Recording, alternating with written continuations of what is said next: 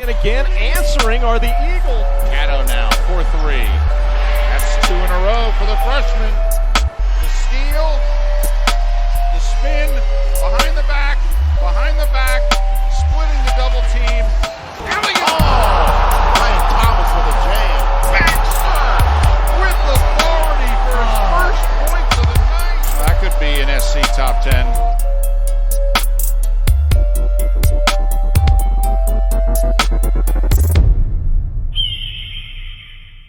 What's going on, guys? You're tuned in to Stupid report. Screecher Report. I almost said Screecher. Staleacher. Elliot on the mic with Russell. Dawson and Brian can't be here tonight. They're out playing tag.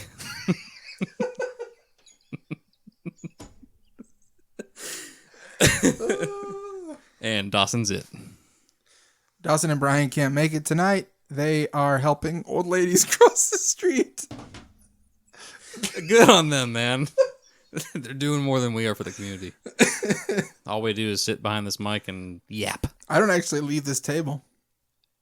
You mean you never leave my closet? No. Oh. I'm trapped in the closet. Well, come out of the closet, man. I can't. R. Kelly's waiting.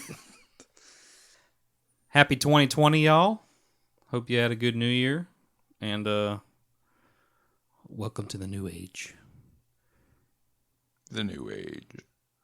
We started off the new year wrong by losing to Liberty. It was a pretty bad game. Really not much to talk about. We were looking for improvements. They turned the ball over 18 times. We never had a lead. So, you know. I mean, we did hold them to under 60 points. If you have to grasp at straws. Yeah. We played good defense. They played better defense. They played better offense. Right. So, you know. Lost by 13 to the obvious best team in the conference. I guess I should say we did not improve turnovers-wise. That hasn't improved yet, but defensively, it was a better game. Mm-hmm. Couldn't do anything about Caleb Holmesley, though. That's something of note. It seems like the best player on the other team is going to go off when they play us. So it's a matter of not letting anybody else go off, really. I guess the two shining players from this game were Sam Gagliardi. He coming in late, but coming in hot. He had 14 points on 4 threes, and then the only player that looked to have any energy coming out of this game was Jalen Warren. Everyone else just seemed, I don't know, uninterested. It was weird. It was like Liberty's bench was going nuts, and it seemed like it felt like we were sitting over by the Liberty's bench, and it felt like it was the title game. Yeah, it looked like they were treating it was. Yeah. The energy on their level was nuts, and we came out a little flat, minus Jalen Warren. He ended up with 12 points, 7 assists, 3 rebounds. Mm-hmm. Now, it's important for this team. And what did we have at halftime? Sorry, it was 16 points at halftime. Something like that, yeah. I think that was tied for our lowest, 3 times lowest of the half, which was 16 points and a half is pretty terrible. I mean... Yeah, no, it is. There's nothing to say about it's just... It's so important for this, FGCU team to come out hot. Like, we'll get into this more, but we obviously came out hot against Lipscomb, and just the volume in that place, the way the team was energized just because they hit a couple early shots was all the difference. So, against Liberty, they come out, hotter than us. They come out energized. We have one player looks like he came to play in Jalen Warren, and it just didn't go our way. Yeah, so not to jump ahead to Lipscomb, but it was polar opposites in the first half. Mm-hmm. We were up, I think, 14-2, maybe even greater against Lipscomb. We scored 16 in the first half against Liberty. Is this a confidence issue or is this talent? Is it did we were just lucky against Lipscomb, or is it like, hey, let's come out like we own the place and hey, my shots are falling? I mean, it's hard to say at this point. That's because it's always both. it's. I guess if you have 3 wins, one of them being against the D1 team, going into Liberty, whose defense apparently is number 2 in the nation, mm-hmm. and they're obviously the favorites in this conference. Clear favorites. Your confidence is going to be like, well, yeah, we're not going to win, but let's try. So I guess what's the difference going from Liberty to Lipscomb? Is it like, hey, we played good defense against Liberty, let's walk out on Lipscomb and say, hey, we own this place and we're going to put up Well, I mean, FGCU has players who shoot good, who shoot well. For all the struggles that have happened this season, Zach Scott's a fantastic shooter. We already know Sam Gagliardi's reputation, and we've seen him get hot.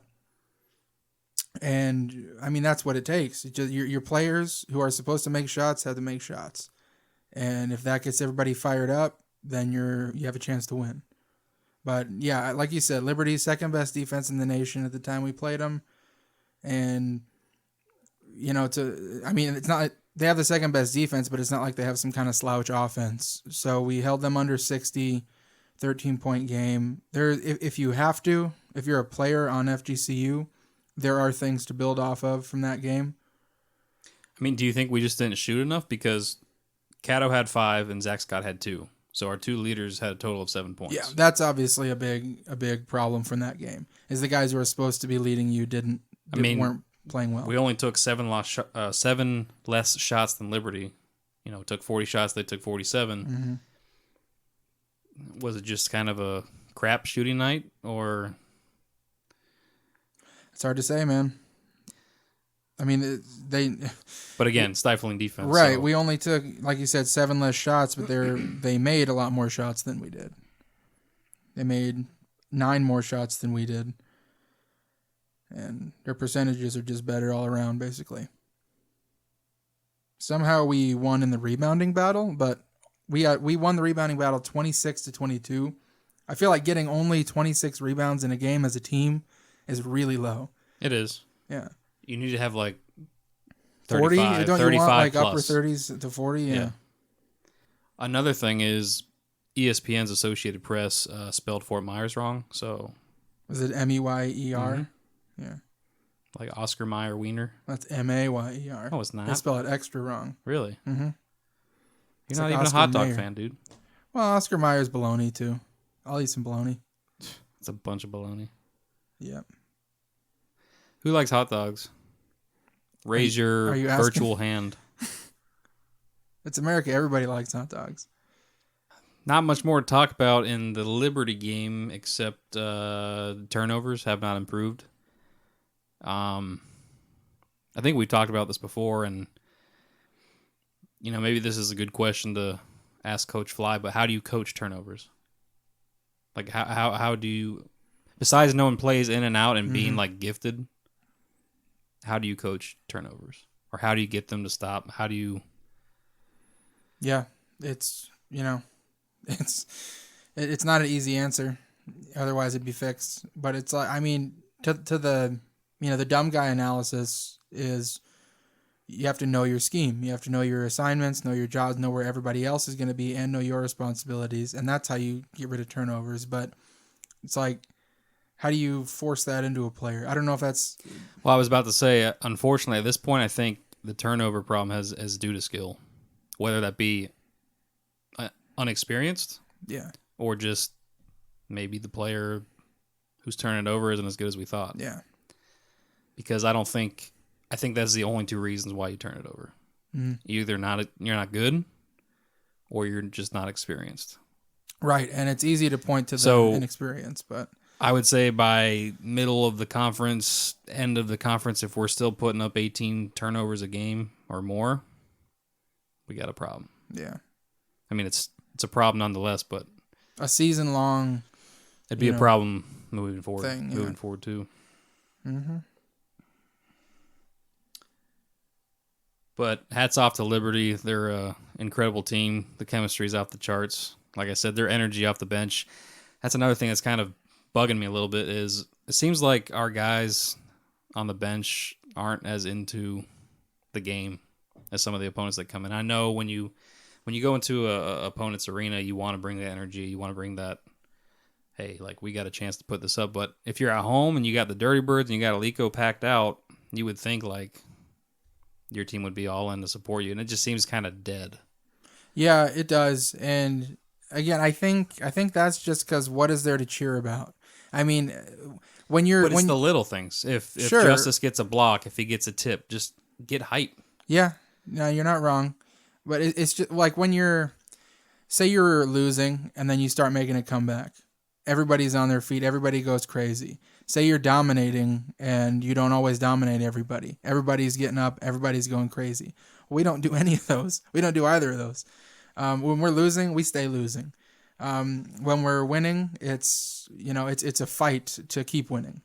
So far this season, so it's like, when the other team goes on those runs where we just can't shoot the ball and they score 14 straight, then what's there to not cheer about? I think it has mostly to do with that. But I mean, even when you're struggling, you gotta get people hyped up. Well, let's jump forward to Lipscomb, I guess. I wasn't able to attend this game, and obviously with the hot start, did they have more energy? Was it better? Was it tons? It was. I mean, we've started the game off with a couple of clutch threes before this season, and it hasn't amounted to anything. But Sam Gagliardi 2 straight threes, and then what really got it, blew the roof off Alico for a moment was then Justice Rainwater just packs the ball against the glass block, runs down to the other end, does a nice little kind of situation where he moves his feet to get in good position for the lob pass, catches it, lays it in, 8 points up. So just that scenario with the 2 straight threes, a block on one end, a score at the other end, 8 points to nothing, forces a timeout, and Alico's on fire, and the bench is on fire, and the other team has to take a timeout because of our momentum. And I mean, that's what you need. That's how you get that momentum. That's how you grow it. Against a fairly reputable Lipscomb team. Right. They were NIT runner-up last year. So, but still, I still think the energy from our team, from our guys, staff, whoever's involved with our team should be higher. Mm-hmm. It's especially when we're in the lows like we are. If you make a play, get hype. I mean, that's what starts runs and builds confidence. If whatever changed between Liberty and Lipscomb, like I said, they were polar opposites, and the confidence level was. Speaking of confidence level, nobody on the team right now is probably has his head as high as Sam Gagliardi. So he missed those couple of games with the concussion, just face contusion. Came back with the mask on, 3 straight games, scoring double-digit points. His shot is falling. He looks great doing it, and led the team 2 straight games in points, 14. He's the ASUN newcomer of the week, I think it is, as of today, Monday. And yeah, he's just looking fantastic against Lipscomb. 4 of 8, all threes. In the first half he had 9. He had 9 points in about 2 minutes, and then a couple of early fouls. Michael Fly took him out. Didn't play much else in the first half. Second half he comes out, scores 5 points, but just plays good all around. He wasn't in a game where we had 20 turnovers. We'll get to that. He only committed 1 of them and put up 14 points, a couple of rebounds, and an assist. So you can't really fault him for that. So, yeah, backtracking a little bit, FGCU gets a win against Lipscomb, 68-61. We're 1-1 in conference play. The interesting thing about this game is we had 2 more turnovers than we did against Liberty and still came out on top. We also shot 54% from the field, which is we've never been close to that all season. Yeah, that's easily the best shooting game of the year. So that was something very refreshing to see. And the other stat that was interesting, I forget who mentioned it, I think it was on the broadcast, was that the Eagles have won the 3 games, prior to Lipscomb when they score 68 or more. We beat Lipscomb on 68 points. So it's like, that's the line, basically. Yeah, out of 17 games, 68 seems to be 70 points seems to be that magic number where we can get there. We get a chance to win. We got a chance to win, yeah. That seems about right. Just college basketball. Score 70. But it was pure dominance. I mean, I watched the broadcast on a replay, and Lipscomb never led. Never got closer than 6. Right. Now, the end was a little scary. You want to touch Annoying, on. scary. Still having trouble putting it to 2 halves, like complete halves. Because if we had played like we did in the first half, it would have been a Well, I don't even think we necessarily struggled in the second half. It was just from like 8 minutes to defensively. Go. Sort of. But again, that was a matter of Fleming on their team started making shots. It wasn't necessarily more open looks or anything. He just started hit. He's a senior. He's a great shooter. He started making shots. But and Asadullah, whatever his name is, it didn't matter how good the defense against him was. He was going to make it, 70+% of the time. That's just how it was. I don't even think Rainwater or Thomas was playing bad defense against him. He just put it up there and it goes in. He got a couple of lucky rolls on the jump shots. He's not a shooter. Don't let anybody fool you. But still, I mean, he made 25 points, 10 rebounds, a dominant game. He's really the reason that they were in this game, especially the first half. He had 12 points in the first half, 12 of their first 22 points. Yeah, and on our side, we had a slew of players that contributed and had decent games. Obviously, Gagliardi got things going, obviously igniting the whole offense. Ended up with 14 points. Jalen Warren had another decent game, 8 points, 6 assists, although he had, I believe, 6 turnovers. Yeah, it kind of negates your assists. A little rough on that aspect of the game, but it's bound to happen. Zach Scott coming off the bench was huge in the second half. This is his third game off the bench. It's kind of an interesting situation. Coach Fly has said it's not an outright benching because you're not playing well or something. He's doing it because he's been struggling against being game planned against. He's not shooting like himself, things like that. So try to get him in a rhythm off the bench. Plus, I understand the idea of you always want a true 3-point threat on the floor at all times.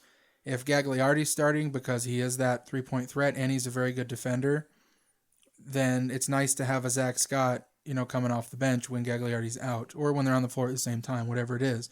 Plus, if you get starter minutes, I don't care who the hell starts, and he got, 26 or something like that? 27 minutes. 27 minutes in that game. So don't start, you're playing, starter more minutes than Gagliardi, who started over him. Right. Mm-hmm. But, or whoever you're looking at, Warren, whatever, right. It's all interchangeable. But Scott, the 12 points, most of them coming in the second half to help. He had a few free throws at the end that really helped keep our lead at about double digits, about 10 points. 7 rebounds. He was all over the court. Yeah, college basketball has never been about the same starting five, unless those starting five are like all NBA draft picks. Yeah. I mean, you got to play who's playing hot, who matches up well, and that's going to change game to game. Yep. When's the last time we had a normal starting five? Dooley didn't do it. He switched it up. When we had stars, exactly what you're saying. When we had Zach Scott, Zach Scott. When we had Zach Johnson, when we had Brandon Goodwin, you're damn right those players are going to start. Mark-Eddie Norelia, his junior year, Demetrius Morant, those players are going to start. Christian Terrell, for the most part. But even sometimes it would be there might be a random time where Terrell doesn't start, and you're like, what the heck's happening to Terrell? I hope he's not hurt, and then he comes in and plays 35 minutes. Right. So yeah, it's a minutes game in college. I mean, plus if you can find any way for your best player to get scouted a little bit less by the other team and still play a lot, then kudos to you if that's what's actually happening. But yeah, it's not who starts, it's who finishes. As a quote from Brett Fritz, former FGCU player. I saw it on Twitter. Yeah, I stole your quote. And of course the bigs, Brian Thomas, Justice Rainwater had very, decent outings. Both 6-5 points and about the same on rebounds. Yeah. So they were contributing equally when they were in. Again with them going up against the other team's best player. They did well, they did well to the eye test, at least. The other, reading the box score, it seems like they got rained all over, but maybe they did. But I'd like to actually know what Coach Fly kind of thinks of the defense played against Asadullah, but that's a question for another time. But the rebounding game was fantastic, though. 36-31, we won that battle. We had 4 players get 5 rebounds or better. That's just everybody's getting boards. 7 for Tracy Hector, who again he's my guy who gets a different stat every night. He'll pile it up. 6 for Rainwater, 5 for Thomas, 7 for Scott. Just a lot of players contributing in a lot of different ways. So with this last game looking like maybe how FGCU should look like. Playing UNF next in, 3 days? Yeah, Thursday. Thursday night. What happens if we revert back to, like, how we played against Liberty? It's hard to say. As FGCU fans, we're so used to winning all the time. That's why this, struggle, this transition. But this was, dare I say, dominant. Yeah, at times. But at the end, you also got sort of a healthy, sobering reminder that this is not how we're going to look at the end of the day. This is us being a young team. It's hard for us to dominate a game the whole game. And, like I said, we're used to winning in years past. This transition's been tough. This year has been tough, but But 17 games in, shouldn't you start to see more dominance, more improvements, more? You should, but you shouldn't longevity? expect it every game. Is what I'm getting. Well, I'm to. not expecting every game, but like UNF, obviously Lipscomb might be like, well, you're not going to have a 14-2 blowout in the first Right. 5 minutes of the game, but we should at least see a competitive game. I'm if we hoping. lose the UNF by 20 points, I'm going to be discouraged. I agree. I think it's got to be low double digits for me to not be really angry. But at the same time, they are clearly the second best team in this conference. They're not Liberty because nobody's Liberty around here. But, I mean, they have 5 seniors on their roster, 4 of which start and play a lot of minutes. And, like, what do we have? How many times are we going to talk about our team being young? And not to mention their best player is a sophomore. So, and he's the best player on the floor. And who's that? Newcomer, Carter, or not a newcomer, it's his second year. Carter Hendrickson, 6'7", 217-pound forward. But they're small. Like, everybody on their team's 6'7" or smaller. So they don't have a lot of top-end height. But he's averaging 16 points a game and 8 rebounds a game. As, one of their bigs, quote-unquote, at 6'7", That's 217. some Mark Eddy numbers. But check this out. 45% shooting percentage from the floor. Kind of low for a true big at least, because they're always around the basket. But he's not always around the basket because he shoots 40% from 3. Dangerous. Yep. So that's kind of all their only like guy who plays like a big is Wajid Aminu, and he's 6'7", about 210 pounds too. He can jump out of the gym, so he'll block you and everything, but I've never thought of him as a true post player though. He's not. He's just a really good defender at all 5 spots. He's got a nice touch, but he's not like a No, I'm a he's back not you a down shooter, and yam on you type. No, he's an athletic scorer when he's scoring like 9 points a game kind of every year he's been in college. It hasn't really gotten better. That's not who he is. But just a fantastic defender, on ball, off ball. But is UNF still draining threes like nuts? I mean, oh yeah. I haven't been following them as much this year. So that's their sophomore Hendrickson, 40% from 3. Another familiar face, Gandhi Arosa, another senior, shooting 38% from 3, averaging 14 points.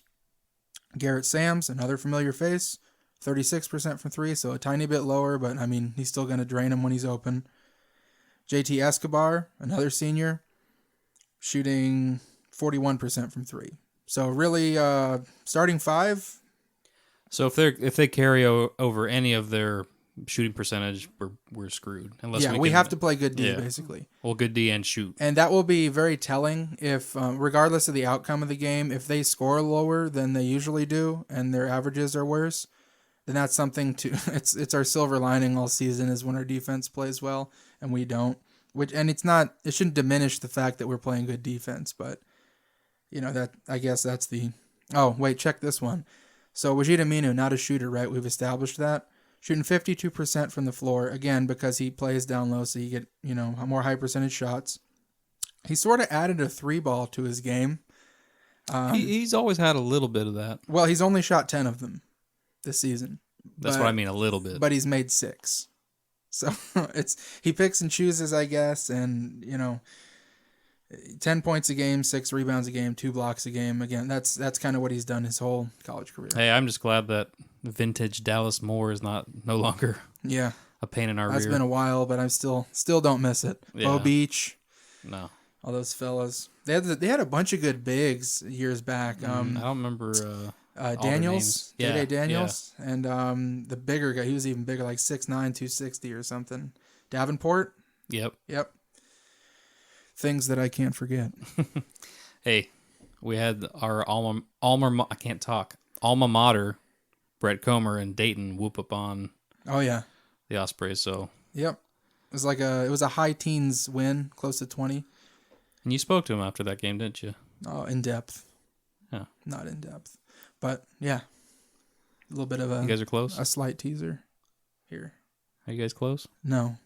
Oh. He's in I Ohio. took a and picture I'm in with him Florida. after the Sweet 16, so I mean, Oh yeah, we got all their autographs. Remember that? I don't remember autograph. Well, yeah, It I was do. right before the send on off. that crappy little poster of Yeah. Chase Fielder making a Jordan dunk. Actually, I was served by Chase Fielder in Cheddar's. He was briefly after that season a waiter at Cheddar's. And how was the service? Oh, it's fantastic. Best service I've ever had. Did it make the food better? No. It The wasn't Cheddar's the is good. So. It wasn't the best service I've ever had either, but there was nothing wrong with it. So shout out to Chase Fielder and his fine dining skills. Hey, I'm sure he's whipping up nice meals for Whitney and his baby. 2 babies. Is there one on the way? I think there's one on the way.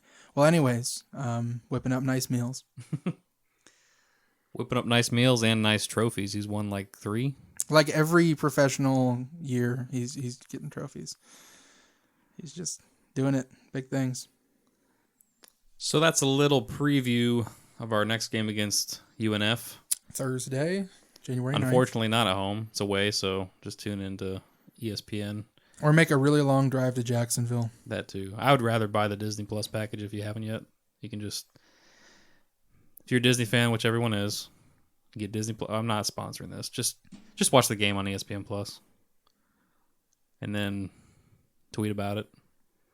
But it's only about $15 for Hulu, ESPN Plus, and Disney Plus. So you should probably get it. And then Saturday, January 11th. we travel to the land of the land. DeLand. The land of the land. DeLand, Florida.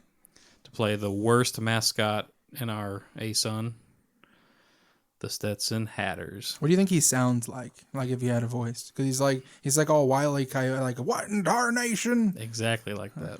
Or is he like, let me tell you what, we're going to win this game? That one's pretty good too. Okay. Depending on if they come out with aggression, we'll Then he's determine like, that. darnation. Yeah. But if he's just like, oh my God, we've been sent to smithereens. Yeah, Yeah, time will tell. right. Apparently, they have some scorers though. They got some offense. They beat the Gamecocks. Yep. That was pretty crazy. Actually. Yeah, that it's was a their big first SEC win. In probably, 30 years? Yeah, that was a long time. That's just a complete Was guess. it 94? Don't fact check me. I don't have all the articles in front of my face, but that was a impressive win. Impressive indeed. They are 7-10. ESPN predicts a 73.8% chance of them beating us. So, Seriously? mm-hmm. I find that strange when you look at who they've lost to as well. They won against South Carolina, but they've been murdered in ASUN play by... Didn't Lipscomb beat them? By 3. Okay. And then they only beat Kennesaw by 3. Who is... Trash. Yeah. For people who know what they're talking about, they're widely considered as the worst But at team. the end of the day, a W's a W. Right, of course. So they do have some good players, mainly incoming freshman, already making noise. He's a big dude at 6'10", 235 pounds. Mahamadou Diawara. Again, say it with me, Elliot. Mahamadou Diawara. Diawara. Okay. Mahamadou Diawara. Memorize that because he's going to be annoying us for 3 years after this. Anyways, he is averaging 14 points, 7 rebounds, and shooting 63%. Again, he's he gets a lot of dunks, a lot of layups against people that are a lot smaller than him. But you can expect Rainwater and Brian Thomas to be on him all day, for better or for worse. Yeah, honestly, Stetson doesn't have... The only impressive win Stetson has is against South Carolina, and maybe that's an outlier because all the rest of their wins aren't very impressive. No, they had a similar loss to FIU, like us. Right. Almost the same. FIU's the differential. second best team that they played all season. Right. And yeah, they've had pretty much a cupcake schedule with one big I mean, test. they at the did end. beat Trinity Baptist by like 60. Trinity? So, There's yeah. 3 of them. Yeah. That's a big deal. And they're Baptists. Crap. But I think they're favored solely because they just have more wins than us. At this right, point. and the people making those decisions and the point spreads and stuff, they don't watch ASUN basketball. No. I mean, they look at records and they look at maybe who they've beaten, and they see that Stetson has a better record than us, and that they've beaten South Carolina, and they give them the maybe spread. even player stats and just Right. or point averages. Yeah, things like that. Rob Perry on Stetson, he's a 6'3" guard, 15 points a game, 5 rebounds a game, about 2 assists a game. But I mean, he's a big deal for them. They got a couple of players, that's for sure. Oh, he's also a freshman. So their best 2 players are freshmen. Why is that the theme this year? Lipscomb's best 2 players are freshmen as well. So Stetson is averaging 5 more points a game than we are. That's probably not detrimental or anything. They are averaging 1 more rebound, but then on the assist game, we are averaging about 2 more assists than them per game. So Yeah, it's all about who you can't even play. use those numbers No. to rightly determine. Oh, You can use those numbers after we've played them, like the next time they come Right. around, or yeah. and like everyone knows and has been repeating, conference is a whole new season. So think of it this way: we're starting 1-1. It's a whole lot better than whatever we started before. 3-13 or 3-12 before conference play, Right. something like that. Well, even our first few games, I don't remember. Yeah. I don't remember what we started until we won. But there's a lot of good youth in the ASUN right now. Going back to Lipscomb, they have all these seniors. UNF has all these seniors. They're really the only team that doesn't have any freshmen competing. UNF is. Stetson's top 2 players, like I said, are freshmen. 3 of their top 5 players, by most metrics, are freshmen. And it's going to be, these teams are going to get a lot better as the seasons come and go. But I'm hoping we at least come out of these 2 games 1-1. It'd be great to upset UNF, and it'd be great to take it to Stetson, go on a 3-game win streak, coming back to the nest. But it's, you got to see it to believe it at this point. So, question of the night to end the pod. Is FGCU turning the corner? Or are we like turning the corner just to overcorrect and then go back the other way for a little bit? And then, Turning the corner so little that we like hop up on the curb. Yeah. Yeah. Can I answer that after the next 2 games? Because I think that's... No, I just said it was question of the night. Right. I wish it was a question of like next week's night. Well, it can be question of the because next week night. we're going to know a lot more after these next 2 games. Because, that's just what it is. We even in losses to USC, to Liberty, we've looked better for a week to 2 weeks now. We've looked better. I know the turnovers aren't better, But we've looked more competitive. I'm not trying to backtrack, but I would argue we looked better against USC than we did Liberty. Liberty. I think it's kind of... Well, yeah, I'd agree, but only because the start wasn't so bad. Overall on the game, we were semi-competitive against teams that are in reality a lot better than us at this point in the rosters, the life of the rosters. But before USC, went against a D2 team or NAIA team, and then we beat up on Lipscomb, who's kind of considered an average ASUN at this point. Maybe a 5th seed at the end of the day, maybe a 4, but probably a 5. And, if UNF is definitely the second best team in this conference from a roster standpoint, and if we can play a competitive game against them, I don't think any confidence should be lost by the players, by the fans, by the organization, program. If we find a way to upset them, I think that would be huge for the rest of the season.